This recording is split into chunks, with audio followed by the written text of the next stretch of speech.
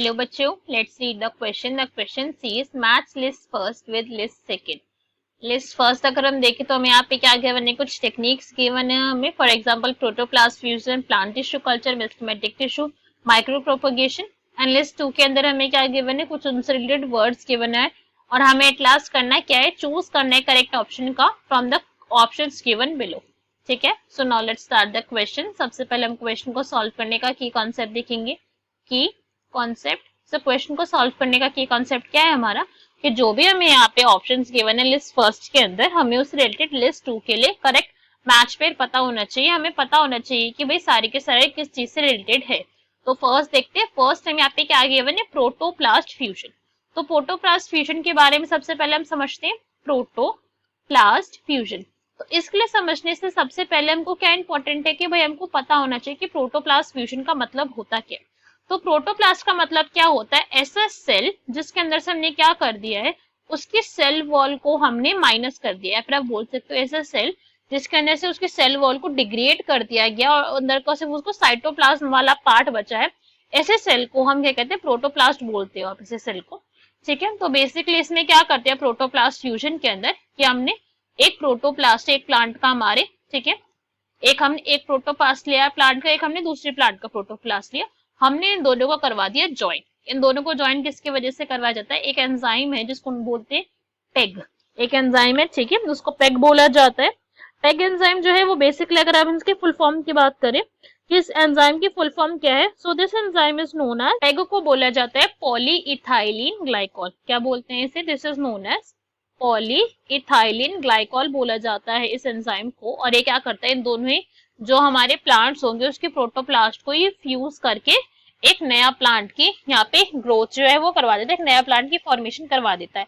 ये जो टेक्निक थी उससे क्या करा गया था, एक प्लांट बनाया गया था जिसके अंदर हमने पोटैटो का प्लांट लिया, पोटैटो, और एक हमने लिया टोमेटो को प्लांट. इन दोनों के प्रोटोप्लास्ट को फ्यूज करवाया गया और जो इससे प्लांट बना उसको नाम दिया गया पोमैटो. ठीक है, टोमेटो से प्लांट बनाया जिसके अंदर दोनों ही प्लांट की कैरेक्टरिस्टिक्स आई थी. बट ये जो प्लांट था ये हमारे इकोनॉमिकल लेवल के अंदर और मार्केट लेवल के अंदर बहुत ज्यादा सक्सेसफुल नहीं रहा था, तो अब इसकी प्रोडक्शन बंद कर दी गई है. तो ये हमें पता चला. नेक्स्ट देखते हैं यहाँ पे नेक्स्ट क्या गिवन है. Next is plant tissue culture. ये जो प्लांट टिश्यू कल्चर है वो कैसे करा जाता है. प्लांट टिश्यू कल्चर के बारे में अगर आप गिवन ऑप्शन देखोगे तो उसके लिए करेक्ट ऑप्शन क्या हो जाएगा, that will B totipotency. Totipotency क्यों होगा इसके लिए, बिकॉज प्लांट टिश्यू कल्चर के लिए, प्लांट टिश्यू कल्चर के लिए जो एक सबसे ज्यादा इंपॉर्टेंट पॉइंट है वो क्या होता है कि जो हमारे सेल्स होते हैं उनको होना चाहिए टोटीपोटेंट. क्या होना चाहिए, सेल्स को हमारे टोटीपोटेंट होना चाहिए. टोटीपोटेंट का क्या मतलब हो गया कि एक सिंगल सेल पूरी के पूरे प्लांट का, अगर मैं इस पूरे के पूरे प्लांट अगर मैंने एक सिंगल सेल भी लिया, ठीक है, तो इस सेल के पास कैपेबिलिटी होनी चाहिए कि भाई ये पूरा का पूरा प्लांट मेरे एक नए प्लांट को, एक न्यू प्लांट की ग्रोथ करवा सके. ठीक है, तो अगर इस टाइप का मेरे कोई प्लांट है तो उसको टोटीपोटेंट कहा जाएगा. इस प्लांट को, इस सेल को हम सब कुछ चीजें प्रोवाइड करेंगे, इसको जो हम ऐसा मीडिया प्रोवाइड करेंगे जिसका जितने भी इसको एंजाइम्स चाहिए होंगे, जितने भी इसको केमिकल्स चाहिए होंगे, जितने भी न्यूट्रिएंट्स चाहिए, सब दिया जाएगा इसको. बस इसको एट लास्ट करना क्या है, न्यू प्लांट की यहाँ पे ग्रोथ करवानी है जो कैसा होगा, हमारे बिल्कुल सिमिलर होना चाहिए, एग्जैक्टली सिमिलर जैसा हमारा पेरेंट प्लांट था जिससे इस टिश्यू को, जिससे सेल को लिया गया था. ठीक है, नेक्स्ट देखते हैं. नेक्स्ट टाइम यहाँ पे क्या गिवन है, मेरिस्टेम कल्चर. मेरिस्टेम कल्चर के बारे में जो खुद को बहुत ज्यादा यूनिक पॉइंट है कि ये कैसे होते हैं, ये वायरस फ्री प्लांट होते हैं.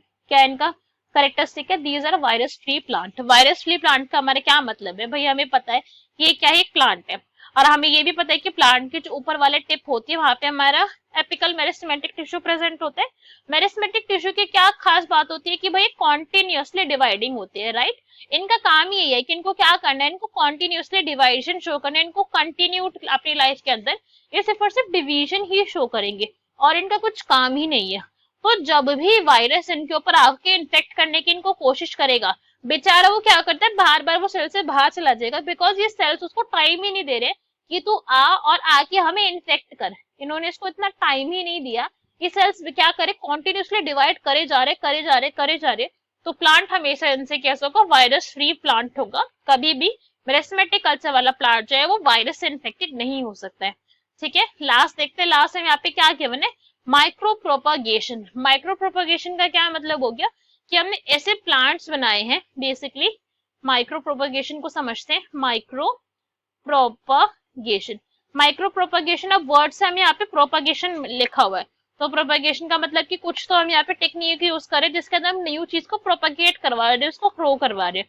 तो माइक्रो का यहाँ पे क्या मतलब है कि हम छोटे लेवल के ऊपर नहीं करवा रहे, ये मतलब नहीं है इसका। कि जो हमने यहाँ पे टिश्यू लिया है, क्या लिया है हमने, जो यहाँ पे टिश्यू लिया है वो बहुत छोटा टिश्यू लिया गया है। देखते हैं लास्ट टाइम यहाँ पे क्या गिवन है, last is micro propagation.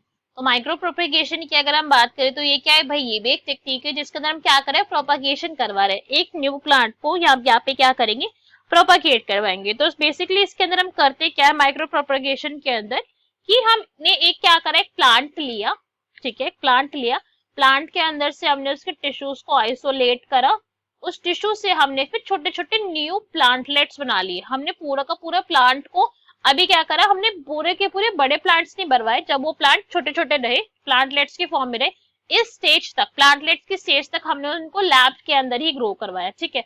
Lab के अंदर हमने उसको सारी मीडिया प्रोवाइड करे, सारा वाटर प्रोवाइड करे, जो भी चीज उसको चाहिए थी सब कुछ प्रोवाइड करवाया।